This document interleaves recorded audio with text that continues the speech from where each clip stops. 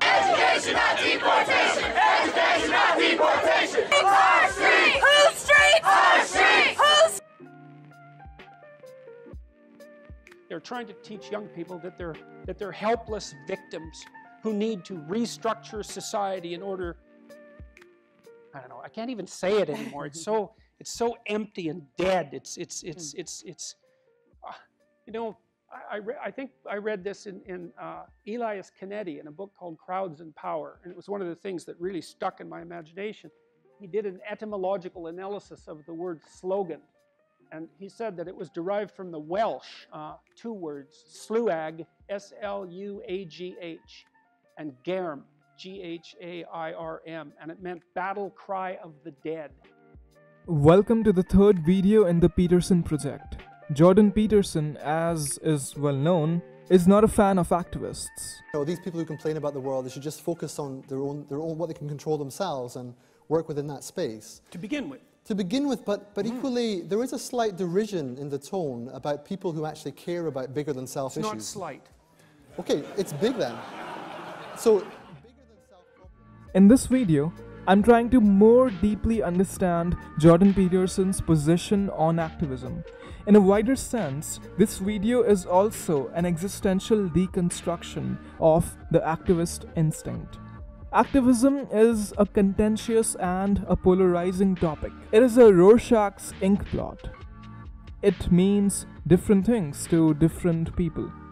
Whether you like it or dislike it, whether you hate it or approve of it with passion, depends on a whole host of factors. One factor could be your tolerance for the messiness of democracy. Political inclinations play an important role as well. For instance, those on the left participate in activism much more often than those on the right. The functional definition of activism for the purposes of this video is twofold. Firstly, activism is an outlet for outrage at a world that is unfair and unjust. It is a means to register opposition to an imperfect status quo. Secondly, activism is an attempt to solve important problems to make the world a better place for everyone. Note that the first component of activism rests on empathy, and the second aspect rests on competence. Jordan Peterson attacks activism on both of these fronts. Firstly, he holds that the motives animating the activist instinct are much more complex and more insidious than simple empathy. What else motivates the activists then? As a possible answer, let me narrate a story. When I was 13, I wrote a poem about the environment. The poem was about how every single festival in India has harmful environmental consequences. In Diwali, the firecrackers cause air pollution. In Uttarayana, people fly kites that cut right through the body of birds. In Holi, people waste water. While all of this is true, I didn't write the poem because I was concerned about the depleting groundwater or the air pollution or the dying pigeons. I was mainly just concerned with my status in the class, and the poem sure boosted that. The poem was performed in the annual school fest. A group of 10 people performed it in front of hundreds of students and parents.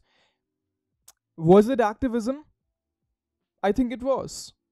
I was expressing my outrage and I was trying to make the world a better place. Except, of course, I wasn't. My outrage was sourced from headlines and devoid of any real pain. And I didn't change the world, not one bit. So what were my actual motivations? Well, first of all, it was satisfying to be so sure of the right and the wrong, and to use what I thought was right for ideological comfort, and to use what I thought was wrong as a punching bag. And secondly, it was fun to have an enemy. It made my life seem grander than it really was. It gave me something to fight against. I was crusading away in comfort, without having to take any risk. Years later, I heard Jordan Peterson argue that activism is attractive because it easily grants moral sainthood.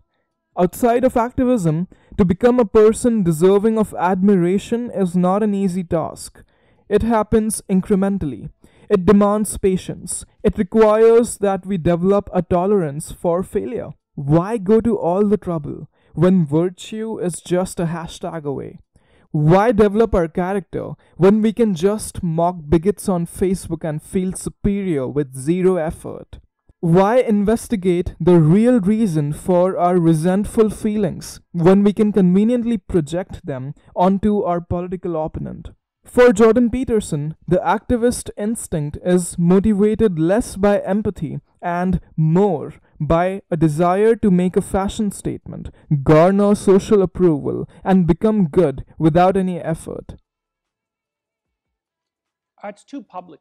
You know, there's this old saying from the New Testament about not praying in public, right?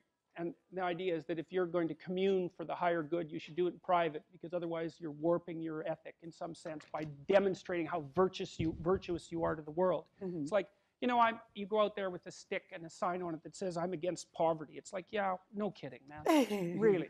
Like, who's for poverty? No one's for poverty.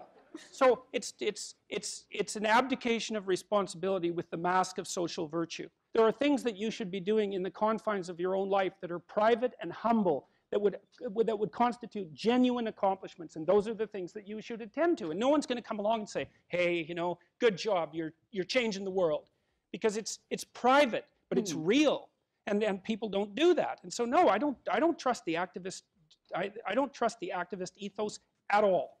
I think everything about it is superficial and trendy and too easy.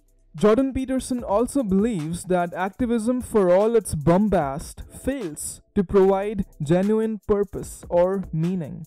For him, activism is equivalent to, you're giving a thirsty person dust to drink.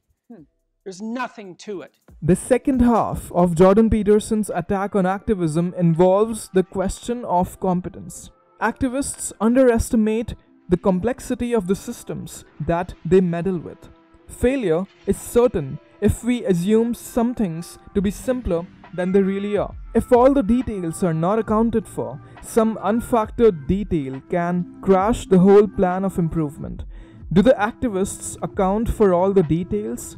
Jordan Peterson argues that young people are insufficiently educated about the fragile interconnections between the political, the economic, and the cultural spheres.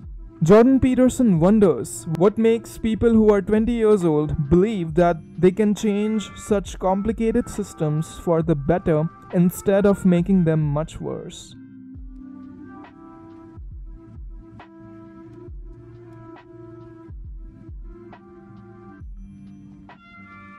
When you say to a whole new generation, take responsibility, they're like, well, yeah, but my fear is that we're going to be inundated with climate change. My fear is that private actors like Google and Facebook now control the public realm.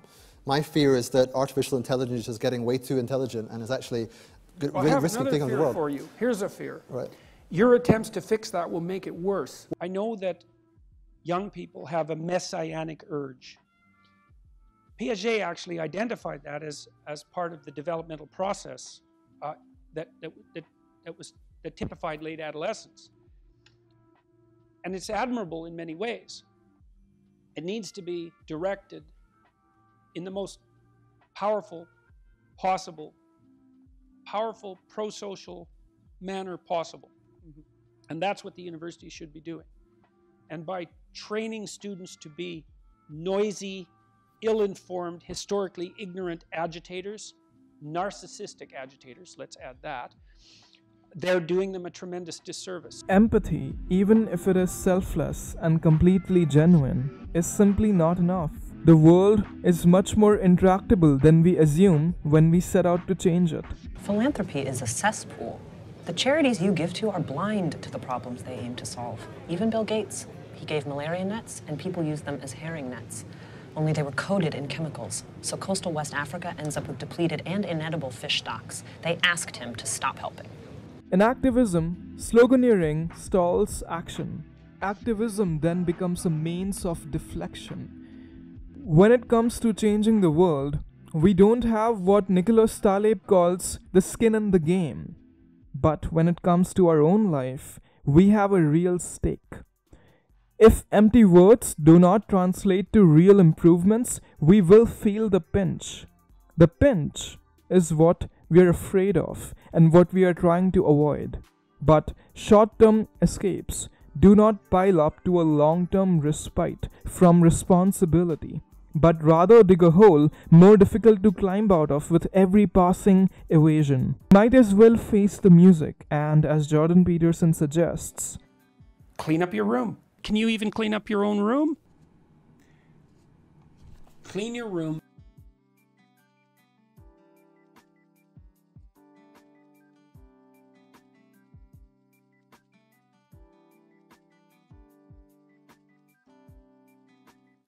I'm speaking more strongly in some sense than perhaps would be optimal, partly because time is short.